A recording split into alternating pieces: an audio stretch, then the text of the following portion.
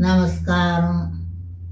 నా జీవిత విశేషాలు మీతో పంచుకోవాలని నాకు చాలా సంతోషంగా ఉంది. నాకు 5 పిల్లలు, 3 అమ్మాయిలు, 2 అబ్బాయిలు. పెద్ద అమ్మాయి పేరు నాగమణి, 2 అమ్మాయి పేరు వెంకటలక్ష్మి, 3 అమ్మాయి పేరు మంగ. నాకు పెద్ద అబ్బాయికి పేరేమో వెంకటరమణ, 2 అబ్బాయి పేరు అర్జునుడు. మా ఆయన గారు నేను కష్టపడి పొలం సంపాదించుకున్నామండి. పిల్లలు చిన్న వయసులోనే ఆయన కాలం చేశారు. అప్పటి నుంచి నేను కష్టపడి పిల్లల్ని పెద్దవాడిని చేసి పెళ్ళిళ్ళు చేశాను. మా పెద్ద అమ్మాయి నాగమణి 20,000 ఇచ్చాను. ఆ 20,000 ఆ రోజుల్లో ఎకరం భూమితో సమానం. అలాగే 2 కోసలన్నర నెక్లెస్ పెట్టాను, 10 తులాలు పట్టీలు పెట్టాను, అరకాసు అంచుంగరం పెట్టాను, కాసు దుద్దు బొట్లు. అలాగే నా పెద్ద అల్లుడికి సత్యబాబుకి కాసు సైన్ పెట్టాను. నాకు చాలా సంతోషంగా ఉంది. అదే విధానంగా 2 అమ్మాయి వెంకటలక్ష్యానికి 40,000 ఇచ్చాను. ఆ 40,000 ఆ రోజుల్లో ఎకరం భూమితో సమానం. అలాగే 6 కాసులు గాజులు చేయించి పెట్టాను, అరకాసు అంచుంగరం పెట్టాను, 10 తులాలు పట్టీలు పెట్టాను, కాసు దుద్దు బొట్లు. 2వ అల్లుడికి కాసు సైన్ పెట్టాను. నాకు చాలా సంతోషంగా ఉంది. అదే విధానంగా 3వ కూతురు మంగ 1,20,000 ఇచ్చాను. ఆ 1,20,000 ఆ రోజుల్లో ఎకరం భూమితో సమానం. అలాగే 2 కోసలన్నర నెక్లెస్ పెట్టాను, 10 తులాలు పట్టీలు పెట్టాను, అరకాసు అంచుంగరం పెట్టాను, కాసు దుద్దు బొట్లు. చిన్నలుడికి కాసు సైన్ పెట్టాను. చాలా సంతోషంగా ఉంది. ఎవడయ్యాడికి ఇచ్చేయగా నా భూమి కొంత భూమి అమ్ముకొని మళ్ళా పెద్ద అమ్మాయికి నాగమణికి 20,000 ఇచ్చాను. మళ్ళా 2 అమ్మాయికి వెంకటలక్ష్యానికి మళ్ళా ఆవిడకు 20,000 ఇచ్చాను. 3 అమ్మాయికి మళ్ళా తర్వాత భూమి అమ్ముకుని చిన్న అమ్మాయికి మంగకి 20,000 ఇచ్చాను. ముగ్గురికి 3 20,000 60,000 ఇచ్చాను. మళ్ళా చాలా సంతోషంగా ఉంది. నాకు 2 కుర్రోళ్ళు, పెద్ద అబ్బాయికో డాబా కట్టించి ఇచ్చాను, చిన్న అబ్బాయికో డాబా కట్టించి ఇచ్చాను. 2కి కొంత భూమి ఉంటే శిర్షాకం పనిచేసి ఇచ్చాను. వాళ్ళకి ఆడోళ్ళకి మగోళ్ళకి నా చేతుల మీద నేను పెళ్ళిళ్ళు చేసి ఎవరి కాపురాలు ఆడ ఆనందంగా చేసుకుంటున్నారు.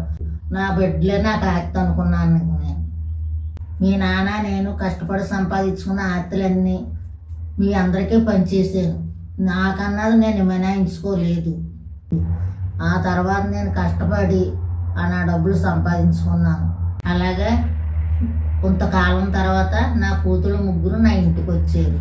అమ్మ నేను ఎంతో ప్రేమగా చూస్తాను, నీ దగ్గర డబ్బులు ఉన్నాయని తెలిసింది, నిన్ను ఎంతో ప్రేమగా చూస్తామని వచ్చారు. ఏ లోటు లేకుండా చూసుకుంటాం, నిన్ను కష్ట సుఖాలు అన్నీ చూసుకుంటాం, నీ మందులు తీసుకెళ్తాం, హాస్పిటల్కి తీసుకెళ్తానని ఎన్నో మాటలు చెప్పారండి. కూడా నాకు ఆధారం ఉండాలి కదా, నాకు షుగర్, బీపీ, గ్యాస్, మీరు ఎక్కడ చూస్తారో మీరు చూడరు, నేను ఇవ్వను అన్నాను.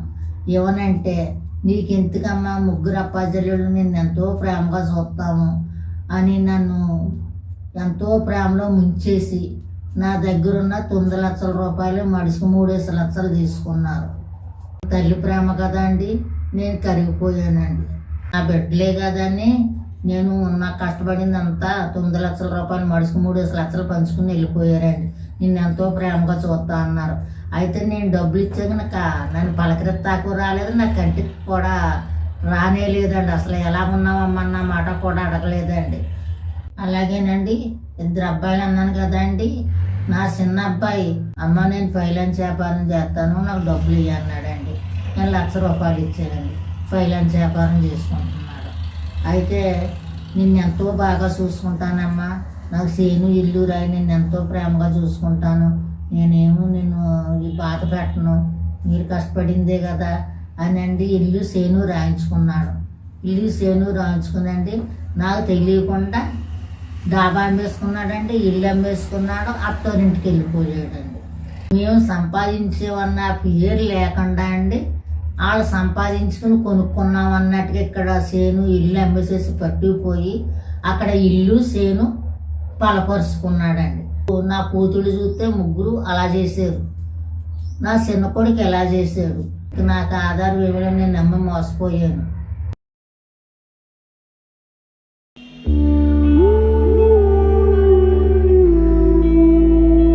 నా ముగ్గురు ఆడపిల్లలు, నా చిన్న కొడుకు నన్ను మోసం చేసిన ఆడ ఆనందంగా ఉన్నారు. నాకు అదే సంతోషం. ఆడు బాగుంటమే నాకు కావాలి. అలాగే పెద్ద కుర్రోడు వెంకటరమణ అత్తూరు ఎన్నో ఇస్తామన్నారు, అయితే ఏమి ఇవ్వలేదు. తన మోసపోయాడు. ఒకటే పిల్ల నీకు ఎన్నో పెడతామని మోసం చేసి పెళ్లి చేశారు. మోసపోయినా కానీ తన రేఖలే నాకు ఆధారం ఎందుకమ్మా, ఒకళ్ళు ఎడితే ఎంత పెట్టకపోతే ఎంత అని అనుకున్నాడు.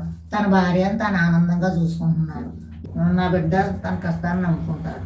నాకు చాలా సంతోషంగా ఉంది. నా పెద్ద కొడుకు వెంకటరమణ నన్ను ఏనాడు కూడా నన్ను ఏం అడగలేదండి. నీ ఆరోగ్యమే చూసుకో అన్నాడండి. ఆనాటికి ఈనాటికి నా పెద్ద కొడుకే చూస్తున్నాడు, ఎవరు చూస్తలేదు. నా పెద్ద కొడుకు ఎక్కడికి వెళ్ళి వచ్చినా అమ్మ నువ్వు అన్నం తిన్నావా లేదని నా మంచి చెడ్లు అన్నీ అడుగుతాడు.